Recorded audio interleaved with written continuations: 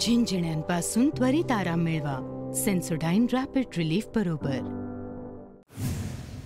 फडणवीस, शिंदे आणि अजित पवार यांच्यामध्ये वर्षा निवासस्थानी बैठकीनंतर राज्यपालांकडे सत्ता स्थापनेचा प्रस्ताव दिला जाणार. भाजपच्या गटनेतेपदी देवेंद्र फडणवीसांची निवड. सुधीर मुनगंटीवार, चंद्रकांत पाटलांनी मांडलेला प्रस्ताव एकमताने मंजूर.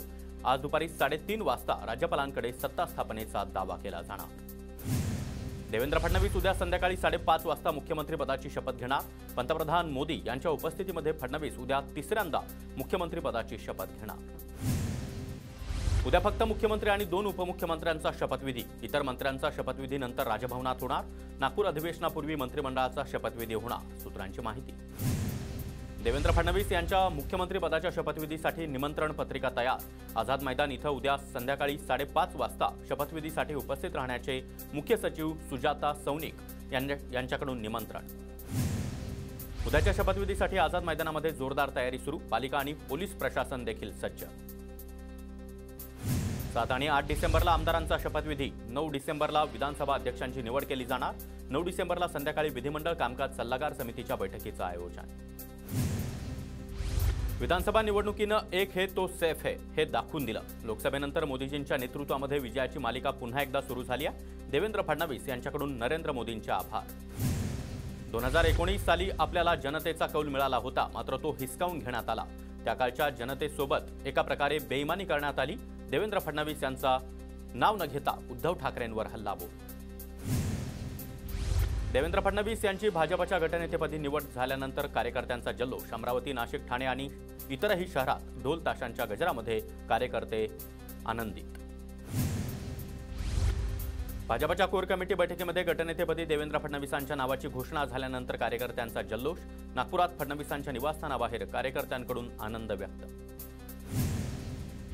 पुण्यातील अलका चौकामध्ये भारतीय जनता पार्टीच्या वतीने जल्लोष. विधिमंडळ गटनेतेपदी फडणवीसांची निवड झाल्यानंतर कार्यकर्त्यांचा जल्लोष. उपमुख्यमंत्रीपद स्वीकारण्याचा शिंदेंचा निर्णय. फडणवीसांच्या भेटीनंतर शिंदेंनी निर्णय घेतल्याची सूत्रांची माहिती.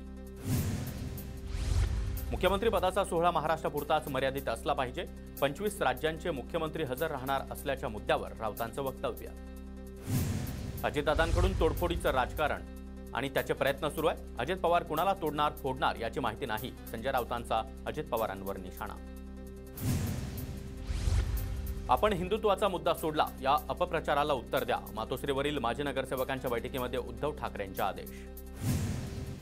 लाडकी बहीण योजनेविरोधातील याचिकेवर उत्तर देण्यासाठी सरकारला 15 जानेवारीपर्यंत वेळ वाढवून देण्याची सरकारची मागणी नागपूर खंडपीठाकडून मान्य.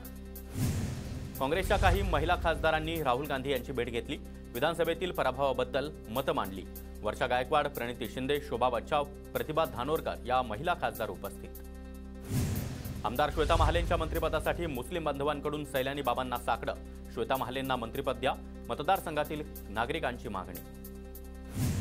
बुलढाण्यामध्ये भावी मुख्यमंत्री देवेंद्र फडणवीसांच्या शपथविधी सोहळ्याचे बॅनरवरील महायुतीच्या शिलेदारांकडून आमदार संजय गायकवाड यांना वगळलं. आमदार अभिजित पाटील यांच्याकडून सोलापूरच्या माढ्यातील प्रशासकीय इमारतीच्या बांधकामाची पाहणी. बांधकामातील त्रुटीसंदर्भात जिल्हाधिकाऱ्यांची भेट घेणार. बुलढाण्याच्या ठाकरे गटाच्या उमेदवार जयश्री शेळके यांनी फेरमतमोजणीसाठी अनामत रक्कम भरली. 5 बूथवरील ईव्हीएमची पडताळणी होणार. शिंदे गटाच्या संजय गायकवाड यांच्याकडून जयश्री शेळकेंचा पराभव. वर्ध्याचे आमदार पंकज भोयर यांनी जनता दरबार घेतला. भोयरांनी नागरिकांच्या अडचणी दरबारातून जाणून घेतल्या.